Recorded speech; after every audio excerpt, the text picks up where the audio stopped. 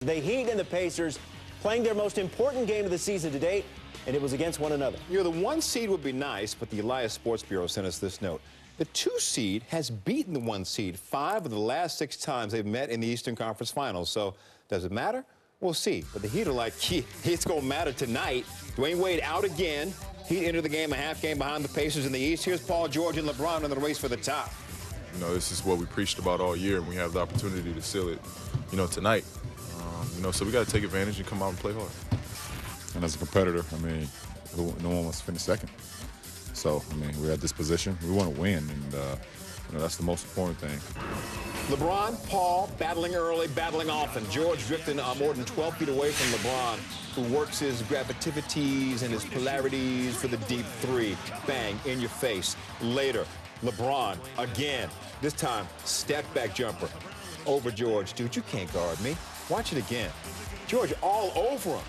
LeBron says, dude, you can't guard me. Or the next Heat possession, LeBron back out behind the arc. Corner 3 over George. Heat up 12-11 early. Second quarter, Pacers down 3. LeBron switching off George, who says, yo, LeBron, you can't guard me. Game tied at 39. Later in the second, LeBron leaving George again. You can't leave him like that. At the half, LeBron had 17, Paul George had 13. Heat up 45-42 at the break. But in the third quarter, Jay, the Miami Heat came out scorching. Check out the lead. They're already up 10. After a missed jumper, here comes LeBron James. Bump and the bucket. LeBron James is your hookup. Holla if you hear me. Holla. Miami up 54-42. A few plays later. Turnovers have been a problem for the Pacers, especially recently.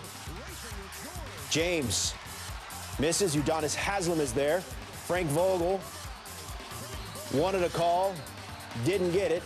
Heat opened the third quarter in a 16-0 run. A little bit later, the lead is 20. James in the lane. Dwayne Wade missing his 9th consecutive game with a sore hamstring. Paul George and the Pacers are like, things, as I said earlier, things went south when they took that photo in GQ, the starting 5, looking like B2K and Jodeci. It just has not been good ever since. LeBron goes for 36-6, and the Heat win 98-86, and in the process, they take a half-game lead over the Pacers for first in the Eastern Conference with the win. There's still time, but it's certainly an ominous sign for Indiana, who is 8-13 over the last 21 games. LeBron James averaging almost 35 points in his last 5 games.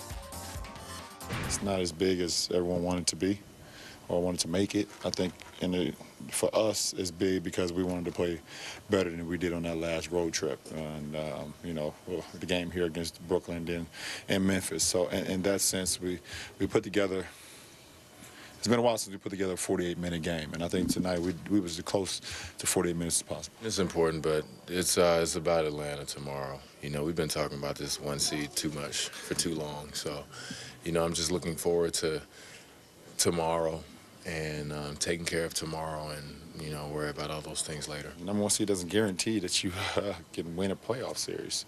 And for us, what we want to guarantee ourselves is that we go out and play Miami Heat basketball every night. We're still a good basketball team. I think we're taking steps to get ready.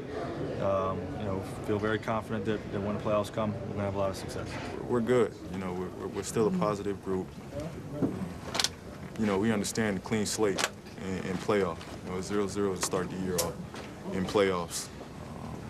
So we just got to be able to, prepare well and come out and get ready to play. It is what it is. We haven't played well enough to be the top seed. Again, we get what we deserve, I guess. All right, so the Heat move back in front of the Pacers in the Eastern Conference. Here's what's left for both. Pacers, another tough test Sunday, 1 Eastern on ABC. They host Kevin Durant and the Oklahoma City Thunder. Let's now bring in Stephen A. Smith. Stephen A., I'm not sure if you heard, but Chris Bosh said, we've been talking about this number 1 seed thing for far too long. So the significance of tonight's win for Miami and the loss for Indiana is what?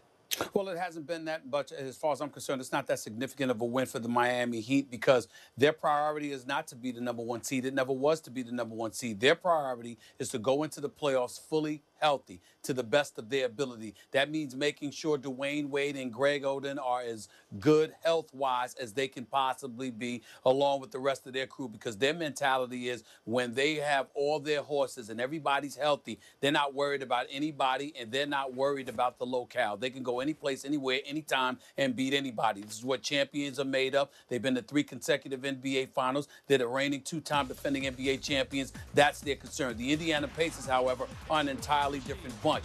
I can't even explain to you what I've been witnessing from them over the last 21 games or so. It's nothing short of embarrassing. It's pathetic. It's pretty sad. And you know what? Really, when you look at a guy like Roy Hibbert, he's 7'2" and has 1 rebound.